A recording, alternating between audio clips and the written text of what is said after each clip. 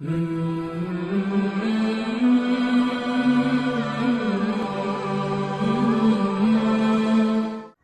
تعالیٰ نے ہر انسان کو دو چیزیں عطا کی ہیں، ایک جسم اور دوسرا روح۔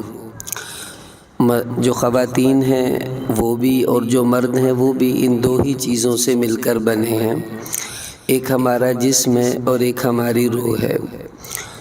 آپ نے دیکھا ہوگا کہ جو جسم ہے یہ بیمار ہوتا ہے، تو ظاہر ہے جب یہ بیمار ہوگا تو اس کا ہم علاج بھی کرواتے ہیں۔ اب جسم کی بیماریاں کیا ہیں؟ کھانسی، نزلہ، زکام، بخار وغیرہ، اور اس کی دوائی ہم ڈاکٹر سے لیتے ہیں۔ پھر ڈاکٹر ہمیں کہتا ہے کہ یہ دوائی کھانی ہے، ان چیزوں سے پرہیز کرنا ہے۔ اگر ہم ویسے علاج کرواتی ہیں تو ہم ٹھیک ہو جاتی ہیں، لیکن اگر ہم پرہیز ہی نہیں کریں گی تو بھی ٹھیک نہیں ہو سکتی، دوائی نہیں کھائیں گی تو بھی ٹھیک نہیں ہو سکتی۔ بالکل اسی طرح ہماری روح بھی بیمار ہوتی ہے۔ روح کی بیماریاں کیا ہیں؟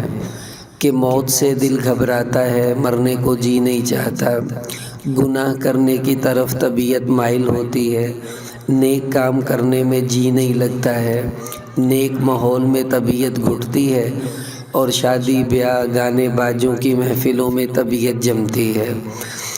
اسی طرح جو ہے وہ انسان کا دل جب روح بیمار ہو جاتی ہے تو پھر اس کو آخرت کا شوق نہیں رہتا، دنیا کا شوق لگ جاتا ہے۔ مرنے سے پہلے کی زندگی اچھی لگنے لگتی ہے، مرنے کے بعد والی زندگی سے خوف آتا رہتا ہے، تو یہ روح کی بیمار ہونے کی علامت ہے۔ تو ظاہر ہے جب روح بیمار ہوگی تو ہمیں روح کا بھی علاج کروانا پڑے گا۔ دیکھیے جسم بیمار ہوتا ہے نا تو زیادہ سے زیادہ کیا ہوگا؟ جسم کی بیماری کی انتہا زیادہ سے زیادہ موت ہے، یہ ہوگا کہ انسان مر جائے گا بس، اور تو کچھ نہیں ہوگا۔ لیکن روح اگر بیمار ہو جائے تو اس کی انتہا موت نہیں ہے، روح کی بیماری کی انتہا سیدھی جہنم اور دوزخ کی آگ ہے، اور کچھ بھی نہیں ہے۔ عبداللہ بن مسعود رضی اللہ تعالیٰ عنہ فرماتے ہیں لو صحت اجسامکم ونربت قلوبکم، کہ اگر تمہارا جسم تو تندرست اور توانا ہے لیکن تمہاری روح، تمہارا دل بیمار ہے، تو لکنتم اہون علی اللہ من الجعلان، تو دکھنے میں تم کتنی ہی خوبصورت کیوں نہ لگو، اچھے کپڑے اور بہترین میک اپ کر زندگی کیوں نہ گزارو، اگر تمہاری روح بیمار ہے تو تمہاری حیثیت اللہ کے ہاں ایک گندگی کے کیڑے سے زیادہ نہیں ہے، کیونکہ اللہ تعالیٰ کو اندر کا بنا ہوا انسان پسند ہے۔ اللہ تعالیٰ ہمارے ظاہر کو نہیں دیکھتے۔ صحیح مسلم میں روایت ہے ان اللہ لا ينظر الى صورکم واموالکم، اللہ تعالیٰ تمہاری شکلوں کو نہیں دیکھتے کہ خوبصورت ہے تو بخش دوں گا، نہیں تو عذاب دوں گا، اور نہ ہی اللہ تمہارے مال کو دیکھتے ہیں کہ مالدار ہے تو بخش دوں گا، غریب ہے تو عذاب دوں گا، نہیں۔ وَلَكِنْ يَنْظُرُ إِلَىٰ قُلُوبِكُمْ وَأَعْمَالِكُمْ، کہ اللہ کی نگاہ نہ تمہاری شکل پر ہے نہ تمہارے مال پر ہے، اللہ کی نگاہ تو تمہارے دل، تمہاری روح اور تمہارے اعمال پر ہے کہ تم اندر سے کیسی ہو، اللہ تعالیٰ یہ دیکھنا چاہتے ہیں۔ اب آپ دیکھیے ہمارے معاشرے میں ایک بہت عجیب جملہ چلتا ہے، جیسے ہمارا جسم ہے نا تو ہم جسم کی خوراک ہمیں چاہیے، تو جسم مٹی سے بنا ہے تو اس کی خوراک بھی اللہ تعالیٰ نے مٹی سے نکالی ہے، سبزیاں ہیں، پھل ہے، اناج ہے، پھر جانور جو چارہ کھاتے ہیں وہ مٹی سے نکلتا ہے، ہم ان کا گوشت کھا لیتے ہیں، تو جو کچھ بھی جسم کو چاہیے وہ مٹی سے اللہ نکال رہے ہیں، پانی وغیرہ سب کچھ۔ روح چونکہ آسمان سے آئی ہے اس وجہ سے روح کی خوراک بھی آسمان سے آئے گی، زمین سے نہیں آئے گی۔ اب آسمان سے اللہ تعالیٰ نے روح کی خوراک بھیجی ہے کہ تمہاری روح کیسے طاقتور ہوگی، کیسے تمہاری روح میں طاقت آئے گی، فرمایا الا بذکر اللہ تطمئن القلوب، خوب اچھی طرح کان کھول کر سن لو کہ تمہارا دل، تمہاری روح تب اطمینان میں آئے گی جب تم اللہ کی یاد میں لگ جاؤ گے۔ ہمارے معاشرے میں ایک بڑا عجیب جملہ شیطان نے مشہور کر رکھا ہے، وہ یہ کہ جی موسیقی روح کی غذا ہے۔ آج ہمارا موضوع بھی یہی ہے کہ موسیقی، اسلام اور ہمارا ماحول کیسا چل رہا ہے، اس پر میں کچھ گزارشات آخر میں عرض کروں گا۔ تو یہ جملہ شیطان نے مشہور کروا دیا کہ موسیقی جو ہے یہ روح کی غذا ہے۔ اب اللہ تعالیٰ تو کہہ رہے ہیں اللہ کی یاد سے تمہاری روح کو سکون ملے گا، اور روح کی غذا اللہ کی یاد ہے۔ شیطان کہتا ہے کہ نہیں، موسیقی روح کی غذا ہے۔ اس کا مطلب یہ ہوا کہ جو لوگ اس بات کو کرتے ہیں وہ شیطان کے حامی ہیں، وہ شیطان کی بات کرتے ہیں، رحمان کی بات نہیں کر رہے۔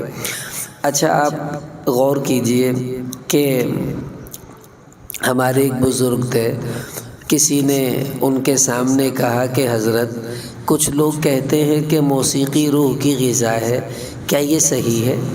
فرمانے لگے ہاں بالکل ٹھیک ہی تو کہتے ہیں بھائی، 100% صحیح بات ہے۔ تو میں بڑا حیران ہوا کہ یہ انہوں نے کیا بات کہہ دی کہ موسیقی روح کی غذا ہے، یہ تو غلط جملہ ہے، اور وہ کہہ رہے ہیں بالکل صحیح ہے۔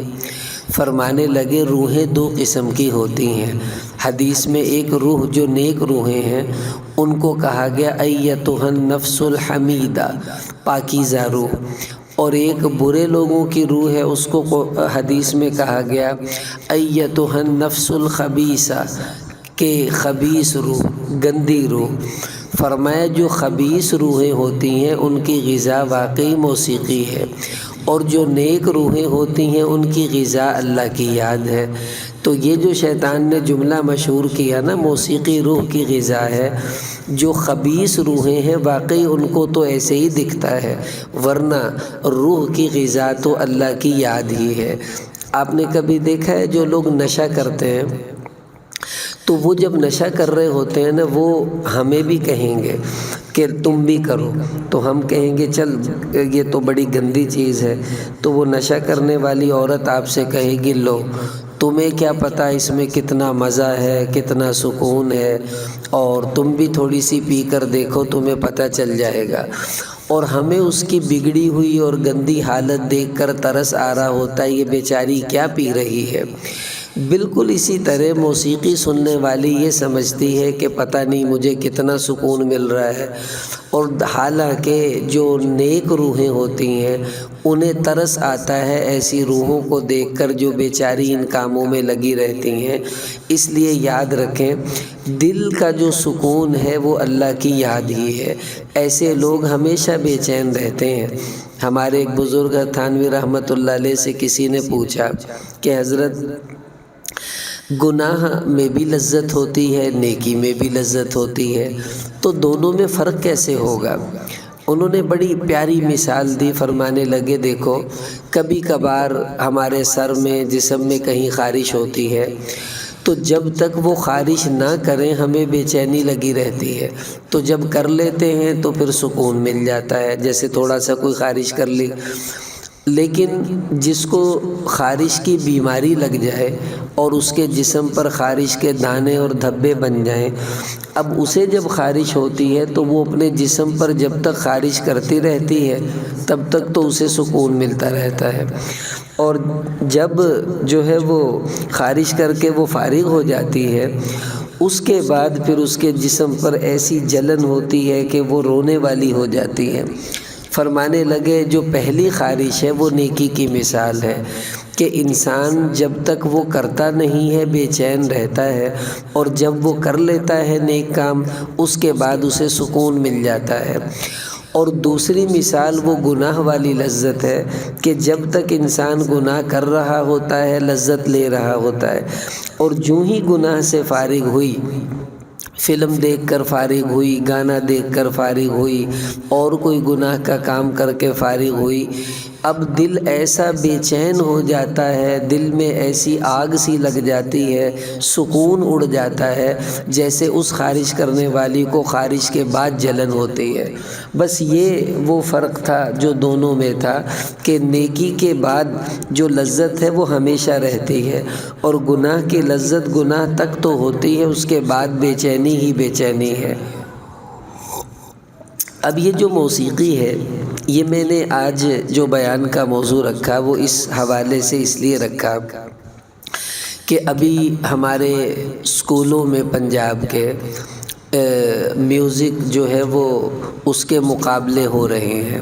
سنا ہے کہ اسکول والوں نے پابند کیا ہوا ہے بچوں کو کہ بھئی تم سب شریک ہوگے، اور اس میں جو گانے والے لڑکے اور لڑکیاں اچھے گائیں گی ان کو انعامات دیے جائیں گے، اور ان کو پھر آگے پنجاب لیول پر لے جائیں گے، پھر جو وہاں جیتے گی اس کو دوسرے ملکوں میں لے کر جائیں گے گانے سکھانے کے لیے۔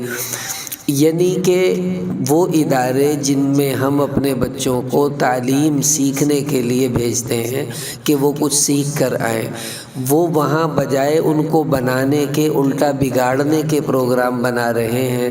یہ ہے وہ شیطان کی چال جو وہ آج کل چل رہا ہے۔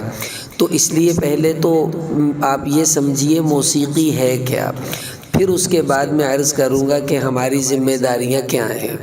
دیکھیے قرآن میں 21ویں سپارے میں سورہ لقمان ہے، اس کی ایک آیت ہے وَمِنَ النَّاسِ مَن يَشْتَرِي لَهْوَ الْحَدِيثِ لِيُضِلَّ عَن سَبِيلِ اللَّهِ۔ اللہ تعالیٰ نے اس میں فرمایا کہ بعض لوگ ایسے ہیں جو لوگوں کو گمراہ کرنے کے لیے لہو الحدیث خریدتے لاتے ہیں۔ اب یہ لہو الحدیث کیا ہے؟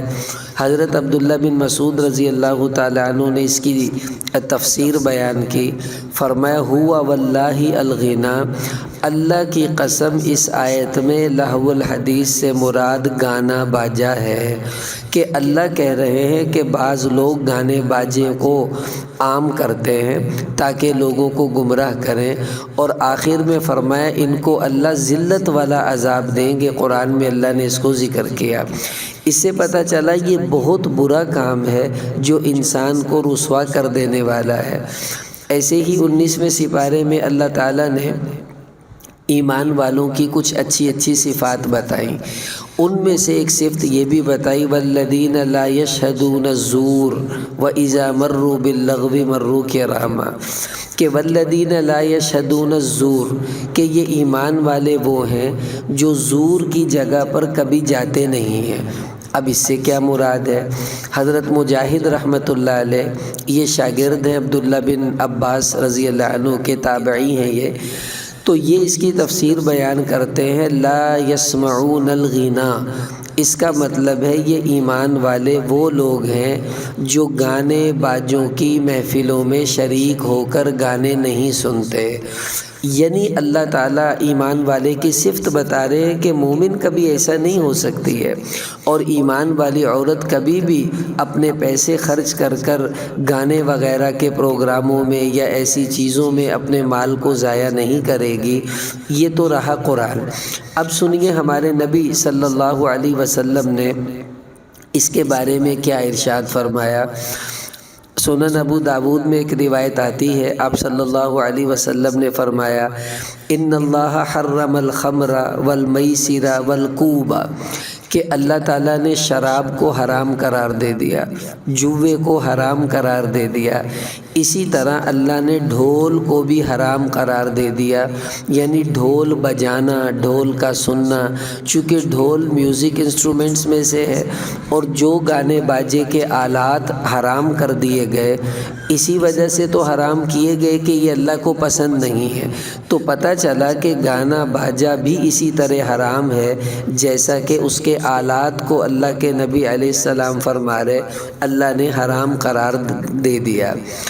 ایسے ہی سنن ترمذی میں ایک روایت آتی ہے، آپ صلی اللہ علیہ وسلم نے فرمایا کہ فی هذه الامة خسف ومسخ وقذف، کہ میری امت میں اللہ تعالیٰ کا ایک دفعہ ایسا عذاب آئے گا کہ یا تو لوگوں کے چہرے تبدیل کر دیے جائیں گے، یا زمین پھاڑ کر ان کو زمین کے اندر دھسا دیا جائے گا، اور آسمانوں سے پتھروں کی بارش ان کے اوپر ہوگی۔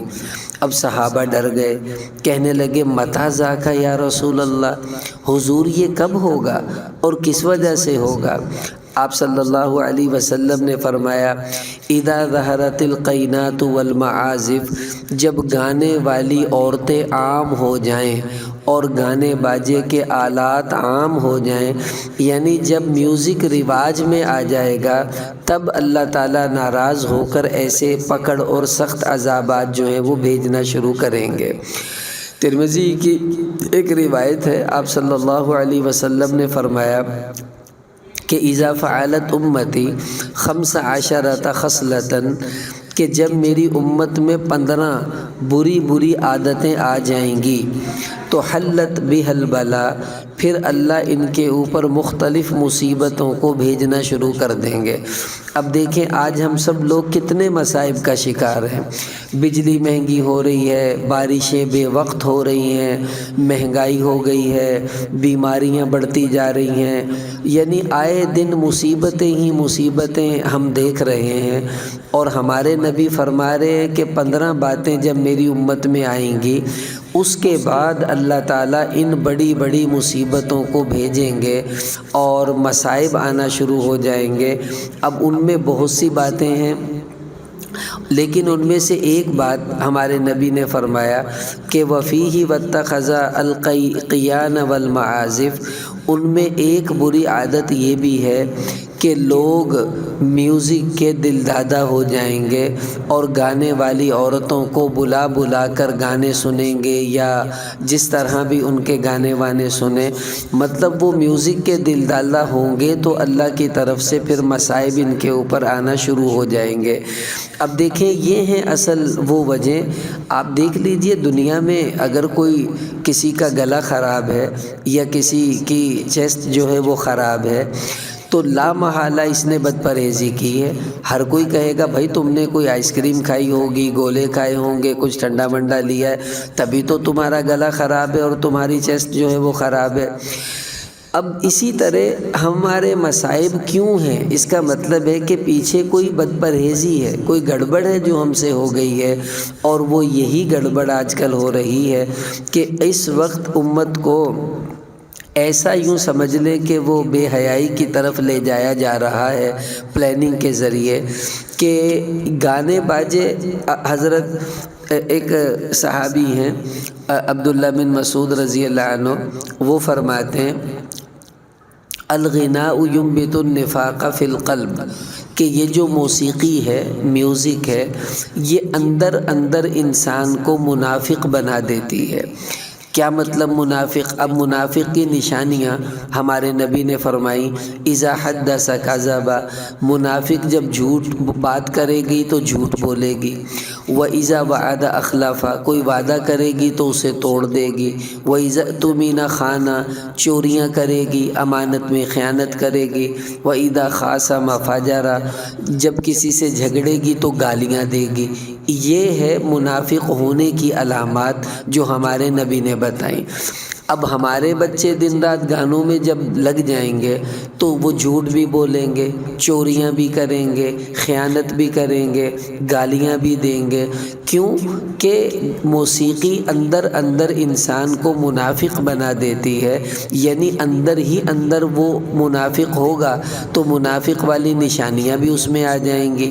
اور یہ منافق کی نشانیاں صحیح احادیث میں ہمارے نبی علیہ السلام نے صاف بتلا دی۔ اس سے پتہ چلا کہ مسلمان جب موسیقی کا دل دادا ہو جائے گا تو اندر سے منافق بنے گا، تو یہ علامتیں اس میں نظر آنا شروع ہو جائیں گی۔ اسی طرح آپ دیکھیے منافق کا مرنے کو جی نہیں چاہتا، قرآن میں اللہ نے اس کو جگہ جگہ بیان کیا کہ یہ مرنے سے ڈرتے ہیں، مال خرچ کرنے سے ڈرتے ہیں۔ تو منافق ہمیشہ کنجوس ہوتا ہے، منافق ہمیشہ ڈرپوک ہوتا ہے۔ اب جو میوزک کے دل دادا ہو جائیں گی وہ بھی کنجوس ہو جائیں گی، وہ بھی ڈرپوک ہو جائیں گی، کیونکہ ان کے اندر منافقوں والی نشانیاں وہ پائنا شروع ہو جائیں گی۔ تو یہ ہے وہ نقصان جو ہوگا، اور انتہائی خطرناک خطرناک نقصان ہے۔ اب ہمارے بچے اگر اسکولوں میں جا کر میوزک جو ہے وہ مقابلوں میں شریک ہو رہے ہیں، گانے گا رہے ہیں، بچیاں گانے گا رہی ہیں، اللہ معاف فرمائے ہماری مہندیاں ہوتی ہیں، شادیاں ہوتی ہیں، اس میں گانے لگے ہوتے ہیں، بچیاں ناچ رہی ہیں اور سب غیر محرم ان کو دیکھ رہے ہیں۔ کیسی بے حیائی کی بات ہے۔ آپ دیکھیے، کسی کی بیٹی کوٹھے پر جا کر ناچے اس کو طوائف کہا جاتا ہے، اور جس کی بیٹی منگنیوں پر، شادیوں پر سب کے سامنے ناچ رہی ہے وہ کہتے ہیں جی ماشاءاللہ ماشاءاللہ، یہ تو جی میوزک جو ہے وہ ایک تقریب ہے، اس میں وہ کر رہی ہے۔ بھائی گناہ تو وہی ہے، وہ کوٹھے پر ناچ رہی ہے، یہ گھر میں ناچ رہی ہے، یہ شادیوں پر ناچ رہی ہے، وہ بھی پروگراموں پر ناچ رہی ہے، پھر وہ بری کیوں اور یہ اچھی کیوں؟ جرم تو دونوں کا ایک صحیح ہے۔ بات یہی ہے کہ ہماری سمجھنے کی حس ختم ہو گئی ہے کہ ہم وہی کام جو طوائفہ عورتیں کرتی ہیں، یعنی وہ ناچتی ہیں، ہماری بیٹیاں بھی ناچ رہی ہیں، وہ گانے گاتی ہیں، ہماری بیٹیاں بھی اسکولوں میں گانے گا رہی ہیں، تو اس کا مطلب یہ ہوا اگر اسکولوں میں آپ کی بیٹیاں، آپ کے بیٹے گانے گا رہے ہیں، ناچ گا رہے ہیں، تو وہ ایک اچھے انسان نہیں بن رہے، بلکہ وہ ایک برے انسان بننے کی کوشش کر رہے ہیں، وہ مسلمان نہیں بلکہ منافق بننے کی طرف مڑ رہے ہیں۔ تو آپ کی ذمہ داری ہے ایسے اسکولوں کا بائیکاٹ کر دیجئے، مت اپنے بچوں کو ایسے اسکولوں میں بھیجیے جہاں آپ کے بچوں کو، آپ کی بچیوں کو ایسے بے حیا اور بے غیرت ماحول میں لے جانے کی کوشش کی جا رہی ہو۔ آپ سخت احتجاج کریں، اسکول میں جا کر ہیڈ مسٹریس سے لڑائی کیجئے کہ یہ سب کیا بدتمیزی ہے۔ ہم اپنے بچوں کو اخلاقیات سکھاتے ہیں اور آپ ان کو بے غیرت بنانا چاہتی ہیں۔ ایسے سخت لفظ بولیں گی تو ان لوگوں کو کچھ احساس ہوگا اور پھر کہیں جا کر یہ لوگ اپنے اس برے عمل سے جو ہے وہ باز آئیں گے۔ اب دیکھیے ہمارے نبی علیہ السلام کا عمل کیا تھا۔ حضرت نافع رحمۃ اللہ علیہ کہتے ہیں کہ عبداللہ بن عمر رضی اللہ عنہ کے ساتھ میں جا رہا تھا تو بانسری کی آواز آئی، انہوں نے کان میں انگلیاں ڈالی، تیز تیز دوڑنا شروع کر دیا، میں بھی دوڑا۔ دور جا کر انہوں نے پوچھا آواز آ رہی ہے؟ میں نے کہا نہیں۔ انہوں نے کان سے انگلیاں نکالی اور فرمایا ایک دفعہ میں حضور علیہ السلام کے ساتھ جا رہا تھا، ایسے ہی بانسری کی آواز آئی تو رأیت رسول اللہ صلی اللہ علیہ وسلم سمع زمارۃ راعٍ، تو حضور علیہ السلام نے جب وہ بانسری کی آواز سنی تو فصنع مثل ھذا، تو جیسے میں نے کانوں میں انگلیاں ڈالیں اور دوڑ لگا دی، حضور بھی اسی طرح کانوں میں انگلیاں ڈال کر تیز چلنے لگے تھے، یعنی نفرت کا اظہار کیا ہمارے نبی نے اس کام سے۔ اور بلکہ ایک روایت میں تو آپ نے فرمایا کہ بعثت لکسر المزامیر، کہ اللہ نے مجھے دنیا میں بھیجا ہی اس لیے ہے کہ میں میوزک انسٹرومنٹس کو ختم کر دوں، یہ گانے باجے کے آلات کو ختم کر دوں۔ تو جس نبی کا مقصد ہی گانے باجے کو ختم کرنا تھا، آج اسی نبی کی امتی اگر گانے کی عادی ہو جائے تو کتنے دکھ کی بات ہے۔ اچھا ہوتا کیا ہے اب ذرا سنیے، بعض لوگوں کو شیطان کچھ ایسی حدیثیں دکھا دیتا ہے جس میں کہیں کچھ ایسے اشارے ملتے ہیں کہ دیکھو جی دین میں تو گانا سننے کی اجازت ہے۔ مثلا صحیح بخاری میں حدیث ہے، عید کا دن تھا تو دو بچیاں وہ کچھ جنگی گیت گا رہی تھیں حضرت عائشہ رضی اللہ عنہ کے گھر میں، تو ہمارے نبی نے سنا تو چادر لے کر آپ پرے منہ کر کر لیٹ گئے چادر اوڑھ کر، لیکن آپ نے ان کو منع نہیں کیا۔ ابو بکر صدیق رضی اللہ عنہ آئے، انہوں نے ڈانٹ ڈپٹ کی، بچیوں کو بھگا دیا، تو حضور نے فرمایا دعہما، اے ابو بکر چھوڑ دیتے، کچھ نہیں تھا، عید کا دن ہے، بیچاری کچھ گا لیتی تو کیا حرج تھا۔ اب لوگ کہتے دیکھو جی حضور نے تو گانے کی اجازت دے دی ہے اور گانا جائز ہے، گا سکتے ہیں، کوئی حرج کی بات نہیں ہے۔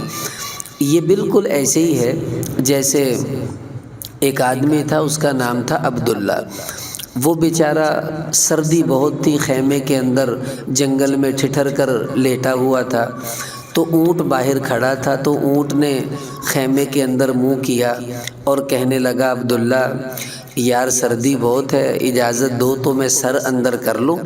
تو عبداللہ نے کہا ٹھیک ہے میں نیچے لیٹا ہوں، تمہارا سر اوپر ہے تو مجھے کوئی اعتراض نہیں۔ پھر تھوڑی دیر بعد ایک ٹانگ اندر رکھ کر اونٹ کہتا ہے یار عبداللہ یہ ایک پاؤں کس جگہ سائیڈ پر ہے تو رکھ لو۔ اس نے کہا رکھ لو۔ پھر اس نے دوسرا پاؤں رکھ لیا۔ تھوڑی دیر کے بعد عبداللہ خیمے سے باہر تھا اور اونٹ خیمے کے اندر تھا۔ تو بالکل یہی حساب لوگ کرتے ہیں، چھوٹی سی کہیں بات مل جائے تو اس کو بہانہ بنا کر بڑے بڑے گناہوں کو بھی حلال کرنے کی کوشش کرتے ہیں کہ دیکھو جی حضور نے اجازت دے دی لہٰذا صحیح ہے۔ اب سب سے پہلی بات تو یہ ہے کہ وہ جو گانے والی تھیں وہ کوئی گانے والی سنگر نہیں تھی کہ کوئی باقاعدہ پیشہ ور کوئی سنگر ہو، وہ تو چھوٹی چھوٹی دو بچیاں ہیں، اور حضرت عائشہ نے خود اس کی وضاحت کی وَلَيْسَتَا بِمُغَنِّيَتَيْن کہ وہ کوئی گانے والی نہیں تھی، وہ تو عام گھریلو بچیاں تھیں، انہیں تو گانا آتا بھی نہیں تھا۔ دوسرا وہ نابالغ بچیاں تھیں، اور جو چھوٹی بچیاں ہوتی ہیں وہ تو شریعت کے احکامات کی مکلف بھی نہیں ہوتی، اسی لیے ہمارے نبی نے انہیں کچھ کہا بھی نہیں، بھی ان کا تو کوئی گناہ بھی نہیں ہے تو میں انہیں کیا کہوں۔ اگلی بات یہ وہ گانا نہیں گا رہی تھی، وہ جنگ کے اشعار پڑھ رہی تھی خوش آوازی کے ساتھ، اور جنگی اشعار میں صحابہ کی بہادری کے قصے تھے، واقعات تھے، وہ پڑھ رہی تھیں، اور ہمارے لوگ تو اس میں جنگ کیا، وہ تو عشقیہ شعر ہوتے ہیں، گندے اشعار ہوتے ہیں۔ پھر ہمارے نبی چادر لے کر دوسری طرف منہ کر کر لیٹے، یہ آپ صلی اللہ علیہ وسلم کا ناراضگی کا اظہار تھا، یہ نہیں کہ حضور ان کی طرف منہ کر کے لیٹے ہوئے تھے اور سن رہے تھے۔ تو آپ کا پرے منہ کرنا اس بات کی دلیل تھی کہ آپ کو یہ عمل پسند نہیں تھا، لیکن چونکہ عید کا دن تھا اور چھوٹی بچیاں تھیں آپ اس لیے خاموش ہو گئے۔ پھر ابوبکر صدیق رضی اللہ عنہ نے آ کر ان کو ڈانٹا کہ تم نبی کے سامنے گا رہی ہو، اور ان کو بھگایا۔ یہ اس بات کی دلیل تھی کہ سب صحابہ کو یہ مسئلہ معلوم تھا کہ گانا بجانا جائز نہیں ہے، لیکن ابوبکر صدیق رضی اللہ عنہ کو جب ہمارے نبی نے کہا دعہما کہ چھوڑو ان کو بچیاں ہیں کوئی بات نہیں، تو یہ اس بات کی دلیل تھی کہ بچیاں چھوٹی ہیں، نابالغ ہیں، اور گانا نہیں گا رہی بلکہ جنگ کے اشعار خوبصورت آواز میں پڑھ رہی ہیں، تو اس کی گنجائش ہے، وہ آج بھی رہے گی جیسے اس زمانے میں تھی۔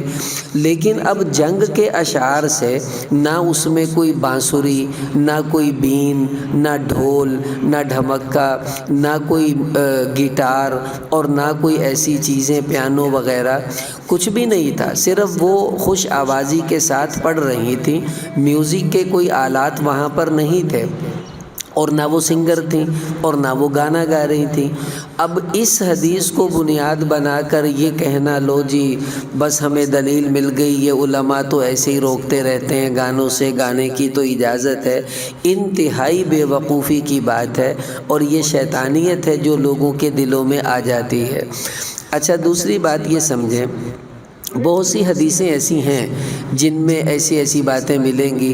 ایک شادی کا موقع تھا، ہمارے نبی نے فرمایا بھئی تم کچھ بجا نہیں رہے؟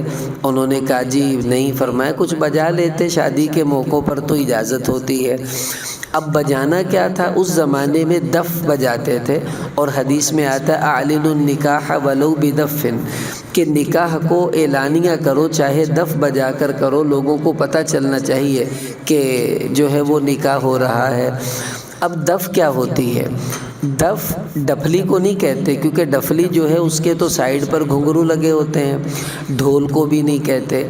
دف یوں سمجھ لیں آپ ایک لکڑی لے لیں، یا آپ کے جو گھر کا دروازہ ہے لکڑی کا، اب آپ اس پر ہاتھ ماریں گی تو کیسی آواز آئے گی، یہ دف ہوتا ہے۔ تو یہ کوئی میوزک انسٹرومنٹس میں سے نہیں ہے دف، تو دف کا بجانا تو آج بھی جائز ہے۔ دیکھیے شادی کے موقعوں پر ہمارے گھروں میں آپ نے دیکھا ہوگا عورتیں پرانی اکٹھی ہو جاتی ہیں، پرات الٹی کر کے بیٹھ جاتی ہیں، اور چمچی سے گھڑا یا پرات اس کو بجاتی رہتی ہیں اور گیت گاتی رہتی ہیں۔ اب جو گا رہی ہے وہ کوئی دادی ہوتی ہے، کوئی نانی ہوتی ہے، کوئی پھوپھی ہوتی ہے، وہ کوئی سنگر نہیں ہے کہ جس نے گانا سیکھا ہوا ہے۔ دوسرا یہ کہ وہ ان کے پاس کوئی میوزک کا آلات بھی نہیں ہے۔ اب پرات میوزک کے آلات میں سے تو نہیں ہے چمچی سے پرات بجانا، تو اگر عورتیں اکٹھی ہو کر برات ورات ایسی کچھ چھوٹا موٹا کر لیں اور کچھ خوشی کے گیت ویت گا لیں شادی کے موقع پر، اور ان کی آواز باہر نہ جائے اور غیر مرد بھی وہاں نہ ہوں، تو آج بھی شریعت اس کی اجازت دیتی ہے، خوشی کے موقع پر ایسا کیا جا سکتا ہے۔ لیکن ڈیک لگا کر گانے سننا، اب وہ تو گانے والی میوزک کی ماہر ہے جس کے بھی گانے لگے ہوئے ہوں گے، یا کوئی مرد ہے یا عورت ہے جو بھی ہے، پھر اس میں میوزک کے آلات بھی ہیں، پیچھے پیانو ہے اور جناب گٹار ہے اور کیا کچھ بج رہا ہے، ڈرم بیٹس وغیرہ سب کچھ، تو یہ تو اجازت نہیں ہے۔ یہ تو آپ یوں سمجھ لیں کہ وہ اونٹ آہستہ آہستہ عبداللہ کو نکال دیتا ہے، خود گھس جاتا ہے۔ بالکل اسی طرح لوگ یہ سمجھتے ہیں جی حضور نے دف کی اجازت دی ہے، اور دف کے ساتھ وہ ڈھول بھی لے آتے ہیں، باجے بھی لے آتے ہیں، سب کچھ لے آتے ہیں، یہ حماقت کی بات ہے۔ دوسری بات یہ کہ جو حدیثیں ایسی ہیں جن میں تھوڑی بہت اجازت دی گئی ہے، اس کا مطلب یہ ہے کہ خوش آوازی کے ساتھ آپ اگر کچھ گھر میں رہ کر کرنا چاہتی ہیں تو شریعت اس کی اجازت دیتی ہے، لیکن اس میں میوزک کے آلات نہیں ہونے چاہیے۔ صرف خوش آوازی کے ساتھ آپ کچھ بھی کر لیں تو کر لیں۔ آپ اکیلی بیٹھی ہیں، بور ہو رہی ہیں، اور آپ کو کوئی گانا اگر یاد آ گیا اور آپ نے اسے پڑھ لیا ہے، نہ آپ گانے والی ہیں اور نہ میوزک کے آلات آپ کے پاس ہیں، اور آپ نے اسے پڑھ لیا ہے، تو شریعت بعض اوقات تنہائی میں وحشت کو دور کرنے کے لیے اگر کوئی ایسے گا لے تو اس کو گناہ والے قرار نہیں دیتی ہے، اس کی گنجائش ہے۔ لیکن یہ نہیں کہ آپ دوسروں کے سامنے آ کر گانا گاتی رہیں، یہ نہیں کہ آپ گانا سیکھیں اور پھر گانا شروع کر دیں، یہ نہیں کہ آپ گانے کے آلات لے کر آئیں اور پھر ان کے ساتھ گانا شروع کر دیں، ان کی اجازت شریعت بالکل بھی نہیں دیتی ہے۔ اس لیے اب آپ دیکھ لیجئے جن جن حدیثوں میں ایسا کہیں اشارہ ملتا ہے، اس کا مطلب ہے بغیر میوزک کے آلات کے، بغیر میوزک کے یا گانا سیکھے ہوئے خوش آوازی سے کچھ پڑھ لیں تو اس کی گنجائش ان حدیثوں میں پہلے بھی تھی، وہ آج بھی ہے، اس سے کوئی بھی نہ آپ کو منع کرتا ہے نہ روک سکتا ہے۔ مثلا جیسے نعت پڑھتے ہیں لوگ، آج کل تو اللہ معاف فرمائے نعتیں بھی میوزک والی آنا شروع ہو گئیں، ان کو بھی نہیں سننا چاہیے۔ یعنی بغیر میوزک کے جو عام نعت پڑھتا ہے نعت خوان اچھی آواز میں، جیسے جنید جمشید کی نعتیں ہوتی تھی، اس میں میوزک نہیں ہوتا تھا، بس وہ سادہ نعت ہی ہوتی تھی، اس کو کہتے ہیں وہ غنا، یعنی خوش آوازی کے ساتھ پڑھنا۔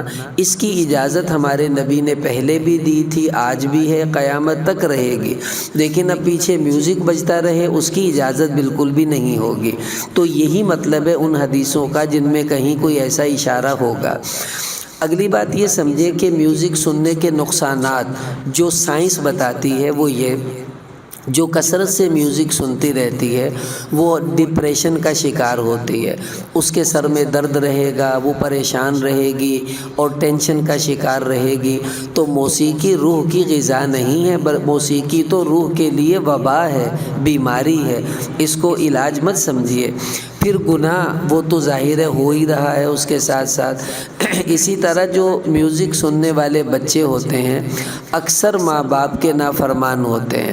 آپ دیکھ لیجئے بچہ گانا سن رہا ہے، اس کو کوئی کام کہیں بھئی جاؤ ذرا یہ کام کر دو، وہ فوراً غصے سے بولے گا کیا امی آپ پیچھے پڑی رہتی ہیں میرے، مطلب اس کا دل ہی نہیں چاہ رہا میں گانا چھوڑ کر چلا جاؤں۔ تو ایسے بچے ماں باپ کے بھی نافرمان بن جاتے ہیں، اور سن سن کر ایسے حالات ہو جاتے ہیں۔ میں آپ کو ایک عجیب بات سنانے لگا ہوں۔ امریکہ میں ایک ریاست ہے جارجیا اس کا نام ہے، وہاں ایک نوجوان تھا، اس نے خودکشی کی۔ اب خودکشی کا کیس کیا تھا وہ سنیے۔ اس نے وہ گانے سننے کا عادی تھا، اس زمانے میں ایک پاپ سنگر تھا، اس کا نام تھا آر بورن۔ تو اس کا ایک گانا بہت مشہور ہوا تھا، سوسائڈ سولوشن، یعنی خودکشی ساری پریشانیوں کا حل ہے، یہ اس کے گانے کا موضوع تھا، اور گانے کے مختلف الفاظ تھے۔ تو اس نوجوان نے وہ گانا سنا، کانوں میں ہینڈز فری لگا لی اور سنتا رہا۔ پھر اس نے خودکشی کی اور اس کے کانوں میں ہینڈ فری لگی ہوئی تھی اور وہی گانا لگا ہوا تھا۔ اب وہ جو گانا سن رہا تھا اس کے الفاظ کیا تھے وہ میں آپ کو تھوڑا سا بتاتا ہوں، آپ کو آئیڈیا ہوگا کہ گانا کس طرح انسان کی طبیعت پہ اثر انداز ہوتا ہے۔ اب وہ گانا سن رہا ہے کہ اس کے الفاظ یہ تھے کہ suicide is the only way out, get gun and try it, shoot shoot shoot, کہ ہر مسئلے کا حل خودکشی ہے۔ اٹھو، پستول اپنے ہاتھ میں لو اور اپنے آپ کو گولی مار لو تاکہ تم ہر مشکل سے نکل جاؤ، ہر پریشانی سے جان چھڑوا سکو۔ یہ اس گانے کے الفاظ تھے جس کو سن کر اس کا ذہن بن گیا کہ میں واقعی بڑا پریشان ہوں، ٹینشنوں میں ہوں، چلو ٹھیک ہے۔ اب اس نے اپنے آپ کو گولی مار لی تو پھر اس کے رشتہ داروں نے اس گانے والی کمپنی پر بھی اور اس سنگر پر بھی کیس کروایا عدالت میں کہ ہمارے بچے کی موت کے ذمہ دار یہ لوگ ہیں۔ تو یہ پھر نتیجے نکلتے ہیں، گانا سن سن کر طبیعت بگڑتی ہے، گناہوں کی طرف مائل ہو جاتے ہیں لوگ، اور کیا کیا ہو جاتا ہے۔ اب آپ سے درخواست یہ ہے، سب سے پہلے تو آپ توبہ کیجئے، اللہ تعالیٰ سے معافی مانگیے کہ یا اللہ آج تک مجھ سے جو غلطی بھی اس معاملے میں ہوئی میں شرمندہ ہوں، توبہ کرتی ہوں، مجھے معاف فرما دے۔ اللہ پاک ہر گناہ انشاءاللہ معاف فرما دیں گے۔ اور آئندہ کوشش کریں کہ اپنے کانوں کو شیطان کے گانے بازوں سے بچا کر رکھیں تاکہ ہماری روح بیمار نہ ہو جائے اور کانوں سے زہر ہماری روح کے اندر نہ اتر سکے۔ دوسرا یہ کہ اسکولوں میں جو آج کل گانے بازوں کے یہ جو مقابلے ہو رہے ہیں، اور اس میں اگر آپ کے علم میں ہے کہ آپ کا بچہ یا بچی جس اسکول میں پڑھتی ہے اور وہاں پر بھی گانے بازے کا انہوں نے اعلان کیا ہے کہ فلاں تاریخ کو مقابلے ہوں گے، سب سے پہلے تو آپ جا کر ان کا بائیکاٹ کیجئے، کہیں ہم اپنے بچے ہٹا لیں گے اگر آپ نے یہ کیا تو۔ اب جب سب ماں باپ جائیں گے تو وہ تو پاگل ہو جائیں گے بھی، ہم تو ہمارا کاروبار برباد ہو جائے گا، تو وہ یہ کام چھوڑ دیں گے۔ اگر کچھ جا رہے ہیں باقی کہہ رہے ہیں کوئی بات نہیں، تو بے حیا لوگ ہر زمانے میں زیادہ ہی ہوتے ہیں، تو پھر آپ کم از کم اپنے بچے اور بچی کو اس دن اس مجلس میں شرکت نہیں کرنے دیں گی، چھٹی کروا لیں تاکہ نہ وہ گانے سنے، نہ اس میں شریک ہو، نہ اس کی طبیعت خراب ہو، یعنی نہ اس کی روح بگڑے اور نہ وہ گناہ کے معاملات کی طرف مڑے۔ تیسری درخواست یہ ہے کہ ہمارے ہاں مہندی ہوتی ہے، اس میں گانے چلتے ہیں، ناچ چلتے ہیں، شادیاں ہوتی ہیں اس میں ناچ گانے چلتے ہیں۔ آپ ایسی شادیوں کا بائیکاٹ کیجئے جس میں یہ سب چیزیں ہوں، نہیں جانا بس ہم نے۔ اگر وہ گانے باجے چلائیں گی تو ہم نہیں جائیں گی، اگر نہیں چلائیں گی تو ہم چلی جائیں گی۔ اگر رشتہ داروں میں رشتہ داری کی ناراضگی کا اندیشہ ہو تو چلی جائیں، لیکن اس جگہ نہ جائیں جہاں وہ ناچ رہی ہیں۔ ایک الگ کمرے میں یا اوپر چھت پر جا کر الگ سے بیٹھ جائیں اور کھانے میں شریک ہو جائیں تاکہ آپ گناہ سے بچی رہیں، اللہ بھی ناراض نہ ہو اور رشتہ داری بھی ٹوٹنے سے بچ جائے۔ یہ نہیں ہے کہ ان کے پیچھے لگ کر آپ بھی اللہ کی نافرمان بن جائیں، تو یہ بہت بڑا ہمارا نقصان ہوگا۔ خدا کے لیے اپنے بچوں کو، اپنی بچیوں کو ابھی سے بچا لیں ان گانے باجے اور ناچ وغیرہ سے، ورنہ بڑی ہو کر آپ سنبھالنا بھی چاہیں گی یہ آپ کے قابو میں نہیں آئیں گی، یہ یاد رکھ لیجئے۔ پھر یہ آپ کو جھاڑا کریں گی، امی چپ کرو، آپ کو کیا پتہ، آپ پرانے زمانے کی ہیں، اب زمانہ بہت آگے جا چکا ہے۔ یوں پھر آپ کو سننا پڑے گا کیونکہ وہ منافق ہو گئی ہیں اندر سے، اور میں نے بتایا کہ منافق کی علامات کیا ہیں۔ اس لیے آپ سے عرض نیت کر لیجئے، انشاءاللہ اللہ تعالی ہمارے بچوں کو باحیا بنائیں گے اور ان کو اللہ تعالی عافیت سے نیک ماحول نصیب فرمائیں گے۔ اللہ پاک ہم سب کو عمل کرنے کی توفیق عطا فرمائے۔